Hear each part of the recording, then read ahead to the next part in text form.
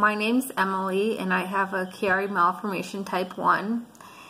I've known that I've had it for a couple years, but I know that it's existed basically my whole life, from as far back as I can remember. I'll just start from the beginning. In elementary school, I remember not being able to do sit-ups, and I was like, okay, because it would cause this pain to develop in the back of my skull, and it would radiate like towards the front and then like disappear. And back then it wasn't as severe, so I really just didn't think about it much. Most symptoms start to get worse in your later 20s, early 30s. I'm 29, so as time has gone on, my symptoms have worsened. So basically, when I was diagnosed 2 years ago, the neurosurgeon that I saw really didn't seem like he knew a lot about it. So I was kind of skeptical, and I was just like, yeah, maybe I'll just live with it.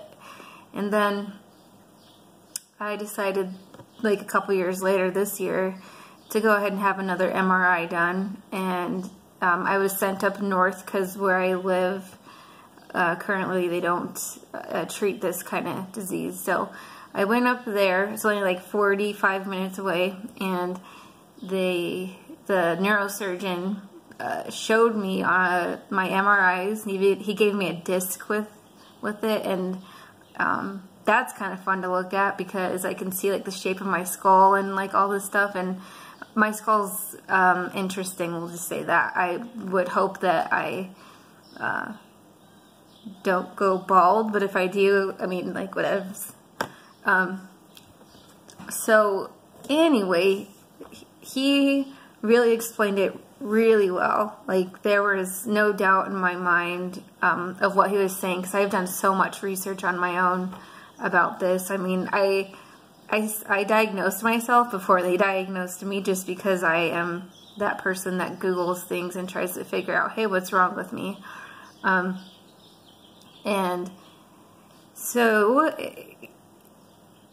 yeah, I mean, it was, I guess you could say it's like bittersweet, but more sweet, because when you have like chronic pain and you can't do things like as simple as like laughing, sitting up, sneezing, coughing, any type of like straining, like it's so uncomfortable, and it's so worth it to me to have this surgery done to correct that, because I also have like fatigue, and there's so many symptoms of Chiari malformations. It's crazy. But what I hope to get under control, like I'm not expecting like to be 100%, but to have an improvement. But I do hope that they can get this, you know, the pain from this, basically the surgery will get rid of this pain that I have that radiates to like from the back of my head to like the top, and it should get rid of the dizziness, because like my brain won't be putting pressure on my spinal cord. So yeah, basically my brain is falling out of my head. So I'm just going to go ahead and say that I have too much brain, but it's actually, in reality, my skull's deformed. But we'll just go with my brain's too big for my head. Sounds better. So I will be having the surgery in less than a week. On June 1st, I will go in and they'll do this 3-hour surgery. And the hospital stays very, it just depends on each individual. So my doctor said to expect maybe like 3 days, and then I'll come home, and my family will help me with a lot of things. I'm not going to be allowed to pick up anything heavier than 5 pounds, which is more than like my little dogs. I have an Italian Greyhound, for example. She's about like 10 pounds. I can't pick her up. And that's like crazy because she weighs nothing. But so anyway, I'm going to need help at home, and my family's going to help me. So super excited that they're they're so supportive in this, and then of course my husband's going to help as well. But I guess maybe my main concern is I don't want to be like a burden on anybody. I don't know what to expect, like how much help I'm gonna need. So, but they're willing to do, you know, anything they can for me. So I love them for that, and I am blessed. And I'm not nervous about the surgery. And like when people hear, oh, you have to have brain surgery, they're like, oh no, and I'm like, no, it's fine. I'm not even worried about it. Like I'm excited, and that might seem weird, but like I trust in God, and I've prayed about it, and He's given me the strength to just like move forward with this and get on the path to recovery, because this is one element that has kept me from working. I have a bachelor's degree in mass communications. I was pursuing a master's degree, had to drop out of that, had to quit jobs. And it sucked because I know what I am capable of when I feel healthy. And so this is step one, and there's going to be a few steps, I'm sure, a few setbacks, but I'm ready for it, and I'm ready. I don't know what else to say other than if you are going to be having this surgery, just put your faith in God, because like it seriously works. It's amazing.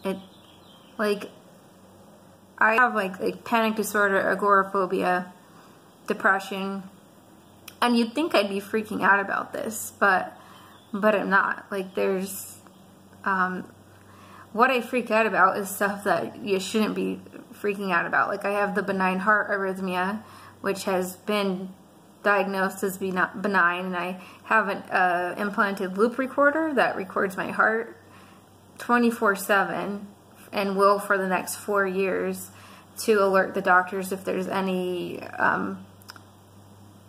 like concerning rhythms. And so far, like that started when I was 23, I'm 29 so far. I haven't had anything that is dangerous. I've had situations that were uncomfortable, but yeah, so that's like what freaks me out more. Not like, oh, someone's gonna cut into my head and remove part of my skull and open up the brain covering and all that stuff. That doesn't scare me. Like I don't even know how to explain it. But anyway, it's a learning process.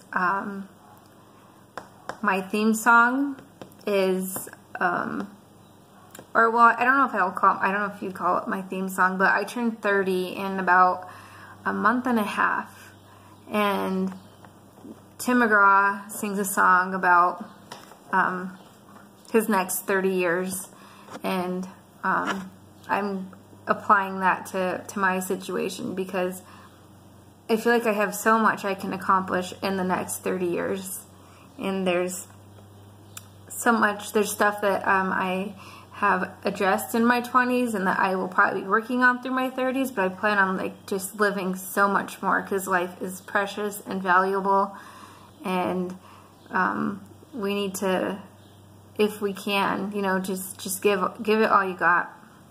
And so I guess I should stop rambling now, because I am a rambler. I just keep talking. I may post another video before my surgery. If not, I will post one very soon after, because I want people to see what the recovery is like, because I know that personally I've been looking on YouTube for videos of people post surgery, and just to see how they're healing and what their experience was, and it's been helpful. So I'm gonna do that, and then I'm also gonna start talking about like my mental illnesses that I mentioned, and in hopes that it'll help somebody. And I feel like we all go through tough situations, but it's for a reason. And for me, I feel like that reason is to help others and possibly like avoid or kind of lighten their experience with it, so they get treatment earlier, they get the right treatment, things like that. So now I'm really going to stop talking. Have a great day. God bless. And feel free to message me in the comments. I'll respond back quickly. And I look forward to talking to you guys after I have my surgery. So, woohoo! We'll see how it goes. But again, I'm positive about it. So I will talk to you guys soon. Bye.